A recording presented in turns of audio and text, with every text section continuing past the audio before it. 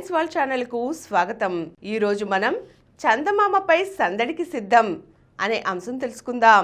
Artemis వ్యోమనౌక తిరిగి భూమిని చేరిన ఈ సందర్భంగా ఈ విజయయాత్రకు సంబంధించి కొన్ని అంశాలు తెలుసుకుందాం. చందమామను ఆవాసంగా మార్చేందుకు అక్కడ మానవ కార్యకలాపాలు ఏర్పాటు చేసే దిశగా పెద్ద ముందడుగు పడింది.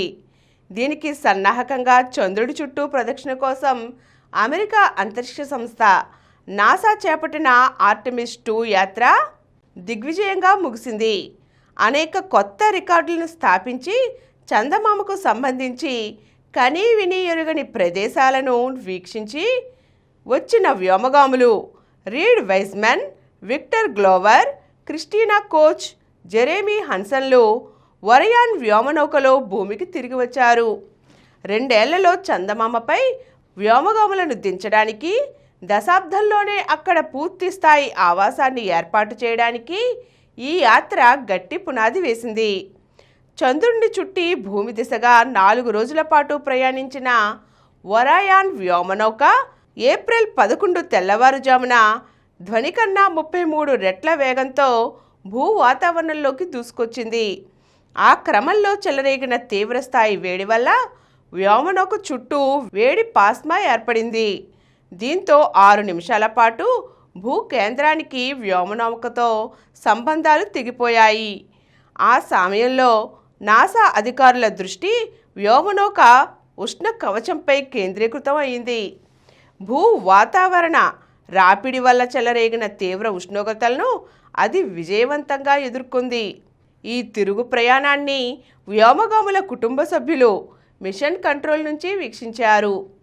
అంతరిక్ష ప్రయాణాల్లో భూమి నుంచి వెళ్ళటం కంటే తిరిగి వచ్చే ప్రక్రియే అత్యంత ప్రమాదకరం. వ్యోమనౌక భూమి వాతావరణంలోకి ప్రవేశించగానే అగ్నిగోళంలా మండిపోతుంది. కొద్దిసేపు భూమిపై ఉన్న నియంత్రణ వ్యవస్థలతో కూడా దానికి సంబంధాలు తెగిపోతాయి. ఈ సమయంలో వ్యోమనౌకలో ఏ చిన్న లోపం తలెత్తినా ప్రమాదం ఊహించలేనంతగా ఉంటుంది. ఓరియన్ వ్యోమనౌక కూడా భూ వాతావరణంలోకి ప్రవేశించిన సమయంలో దాదాపు 2700 డిగ్రీల సెల్సియస్ ఉష్ణోగ్రత వరకు వేడెక్కి సూర్యుడిలా మండిపోయింది. అది భూ వాతావరణంలోకి గంటకు 39,693 కిలోమీటర్ల వేగంతో ప్రవేశించింది. సముద్రంలో పడే సమయానికి దానిలోని పారాచూట్లు తెరుచుకొని వేగం తగ్గి గంటకు 32 కిలోమీటర్లకు చేరింది. భూమికి 3,200 కిలోమీటర్ల దూరంలో ఉండగా వేడి కారణంగా ఓరియన్తో 6 నిమిషాల పాటు సంబంధాలు తెగిపోయాయి. ముందుగా నిర్దేశించిన ప్రకారం అమెరికా పశ్చిమ భాగంలోని సాన్ డియాగో తీరంలో వ్యోమనౌక సురక్షితంగా దిగింది. దీనికి MH-60S సీహాక్ హెలికాప్టర్లు రక్షణ కల్పించాయి. ఓరియన్ క్యాప్సూల్ నీటిలో పడిన తరువాత 2 గంటలకు దానిలో నుంచి వ్యోమగాములను బయటకు తీసుకువచ్చారు. ఆ తరువాత మిషన్ కమాండర్, మేము తిరిగి వచ్చాం, కానీ ఇది అంతం కాదు, ఆరంభం మాత్రమే అని వ్యాఖ్యానించారు. అయితే సాధారణంగా వ్యోమగాములందరూ తిరిగి వచ్చిన తర్వాత చక్రాల కుర్చీని ఆశ్రయిస్తారు. కానీ ఈ ప్రాజెక్టులోని వ్యోమగాములు చక్రాల కుర్చీలను ఉపయోగించడానికి నిరాకరించారు. నడుచుకుంటూనే వెళ్ళిపోయారు. వీరు తారా తీరాలకు మానవాళి తరపున రాయబారులు.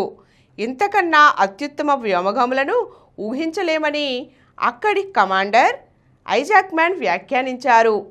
ఈ ప్రాజెక్టులో భారత సంతతికి చెందిన అమిత్ క్షత్రియా కూడా కీలక పాత్ర పోషించారు. ఆయన నాసాలో అసోసియేట్ అడ్మినిస్ట్రేటర్గా వ్యవహరిస్తున్నారు. ఈ యాత్ర విజయం కేవలం అదృష్టం కాదు, 1000 మంది నాసా ఉద్యోగుల శ్రమ ఫలితం అని ఆయన పేర్కొన్నారు. వచ్చే ఏడాది చేపట్టే ఆర్టెమిస్ 3లో వ్యోమగాములు భూకక్షలో తమ వ్యోమనౌకను లూనార్ ల్యాండర్తో అనుసంధానించే ప్రక్రియను చేపడతారు. 2028లో నిర్వహించే ఆర్టెమిస్ 4లో భాగంగా 2 వ్యోమగాములు చందమామ దక్షిణ ధ్రువం వద్ద దిగుతారు.